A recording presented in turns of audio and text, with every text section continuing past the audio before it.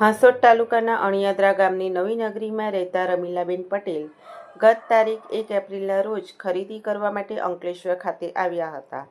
જેઓ ખરીદી કરી શિવ પ્લાઝા પાસે બસની રાહ જોઈને ઊભા હતા તે સમયે બાઇક ઉપર પાછળથી આવેલ અજાણ્યા ઈસમે રમીલાબેનના ગળામાંથી પેન્ડલ સાથેની ₹1,26,000ની સોનાની ચેઇન તોડી ફરાર થઈ રહ્યો હતો.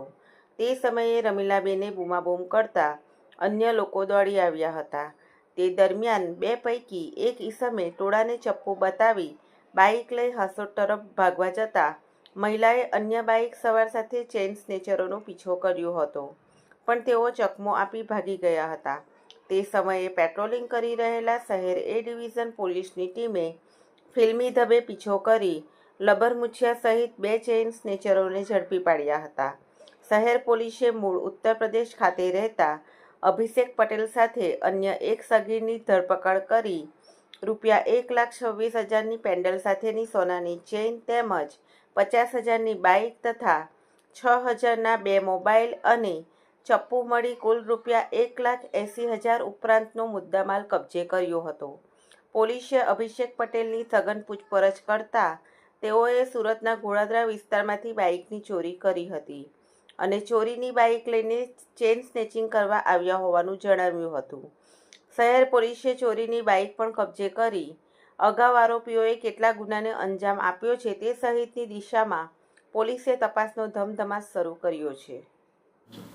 ગતરોજ Ankleshwar A division police station વિસ્તારમાં એક ચેઇન સ્નેચિંગની ઘટના બનેલી હતી.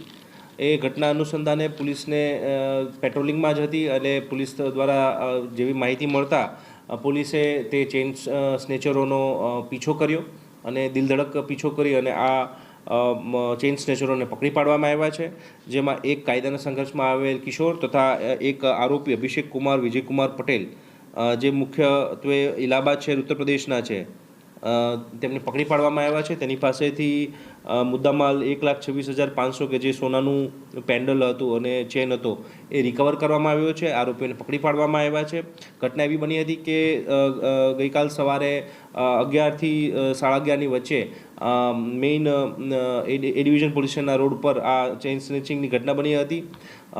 લોકો દ્વારા તેને પડકારવામાં આવતા તેને ચપ્પુ દેખાડીને લોકોને પકડતા અટકાવ્યા પણ હતા અને એ બાબતની પણ કલમો એડ કરી અને એની વિરુદ્ધ કાયદેસરની કાર્યવાહી કરવામાં આવી છે અને પોલીસે ત્વરિત રિસ્પોન્સ આપી અને એક્શનમાં આવી અને પોતાના પ્રયત્નથી અને પીછો કરીને આ આરોપીઓને પકડી પાડ્યા છે. સર, આ આરોપીઓનો ઇમો શું છે અને ભૂતકાળ ઇતિહાસ કેવો છે?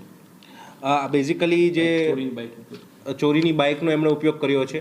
આ જે બાઇક જે એમણે યુઝ કરી હતી ચોરીના કામે ચોરીની બાઇક હતી અને એ બાબતે સુરત ડિંડોલી પોલીસ સ્ટેશનમાં ગુનો પણ દાખલ થયેલો છે. તે પણ ડિટેક્ટ થયો છે આની સાથે અને એ બાઇક પણ રિકવર કરવામાં આવ્યું છે.